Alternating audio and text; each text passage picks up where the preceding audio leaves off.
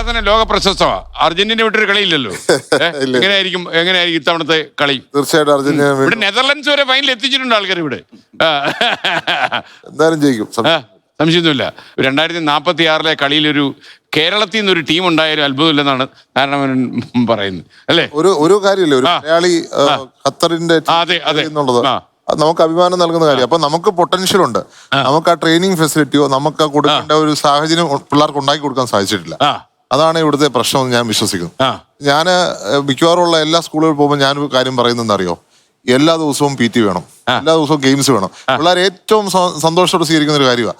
കാരണം ഇനി മെസ്സിയെ നോക്കിയിരിക്കേണ്ട കാര്യമില്ല. അർജന്റീന എനിക്ക് ഇഷ്ടമാണ്, മെസ്സി എനിക്ക് ഇഷ്ടമാണ്. പക്ഷെ നമ്മൾ മെസ്സിയെ നോക്കി കുറെ നാൾ ഇരുന്നു. മെസ്സി ഇവിടെ ഉണ്ടാവണം എന്നുള്ളതാണ് എന്റെ താല്പര്യം. ഭയങ്കര ഇൻസ്പയറിംഗ് വേർഡ്സ് അല്ലേ ഇപ്പൊ പറഞ്ഞത്. ഇതാണ് കേരളം ആഗ്രഹിക്കുന്നത്.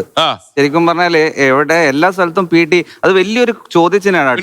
സ്കൂളുകളിൽ ഞാൻ ഫസ്റ്റ് എഡ്യൂക്കേഷൻ മിനിസ്റ്ററെ കണ്ടപ്പോ ഞാൻ ഫസ്റ്റ് പറഞ്ഞ കാര്യം, എനിക്ക് അങ്ങനെ ഒരു നിവേദനം പറയാനുള്ളൂ, എല്ലാ ദിവസവും PT ഉണ്ടാവണം, എല്ലാ ദിവസവും. കാരണം നമ്മുടെ കുട്ടികൾ ഒരു ഫേസ് ചാലഞ്ച് ചെയ്തെന്ന് വെച്ചാൽ ഡ്രഗ്സ് ആണ്. അതിനെ ഫൈറ്റ് ചെയ്യുന്ന പിള്ളേർക്ക് വെറുതെ ഇരിക്കാനുള്ള സമയം PT.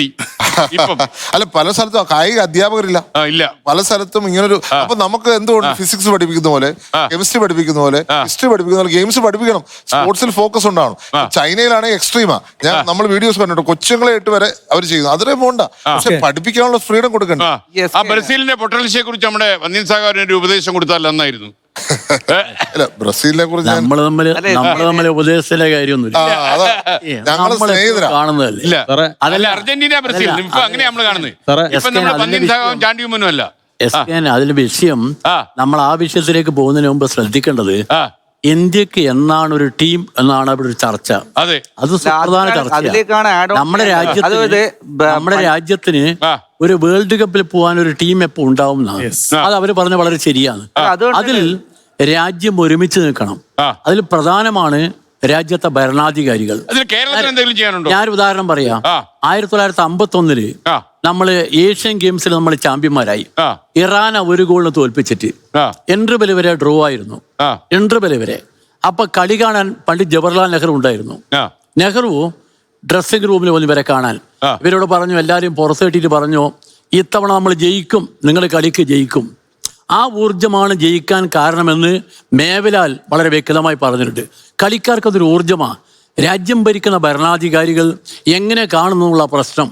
അതുകൊണ്ട് നമ്മുടെ രാജ്യത്തെ ഫുട്ബോൾ വളർന്നു വരണമെങ്കിൽ കളിക്കാർ മാത്രം പോരാ, രാജ്യവും ശ്രദ്ധിക്കണം. എന്താ ഇന്ത്യയിലെ പൊതുവിൽ ഫുട്ബോളിൻ്റെ സ്ഥിതി?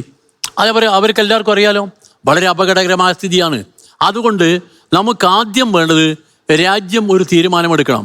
ഈ പറഞ്ഞതുപോലെ ചിലർ പറഞ്ഞ് 2036 ഇപ്പം നമുക്ക് 48. അടുത്ത തവണ 4 വർഷം കഴിയുമ്പം 64 ടീം വരിക. അതിൽ ഇന്ത്യ ഉണ്ടാവുമോ? ഉണ്ടാവില്ല എന്ന കാര്യം സംശയമൊന്നും വേണ്ട, ഇന്ത്യ ഉണ്ടാവില്ല. കാരണം എന്താ, നമുക്കതിനുള്ള കപ്പാസിറ്റി ഇല്ല. നമ്മളിപ്പോഴും കളിക്കുന്ന കേരളത്തിലെ ഫുട്ബോൾ അസോസിയേഷൻ, എനിക്ക് അവരോട് സന്തോഷമുണ്ട്, കേരള ഫുട്ബോൾ അസോസിയേഷൻ. കാരണം അവരെ പുതിയ പ്രവണത കൊണ്ടുവന്നു. ഫുട്ബോൾ രംഗത്ത് സ്പോൺസർമാരെ കൊണ്ടുവന്നു, അവരെ ടീമുകൾ വന്നു, കളിക്കാർ വന്നു. ആ കളിക്കാർക്ക് മികച്ച പരിശീലനം വന്നു, കോച്ചുമാർ വന്നു, കളിയുടെ രീതി മാറി. നമ്മളെ കേരള ഫുട്ബോളിന് ഇപ്പോൾ വന്നിരിക്കുന്ന മാറ്റം അതാ. അത് ഇന്ത്യൻ ഫുട്ബോളിനും കൊണ്ടുവരണം.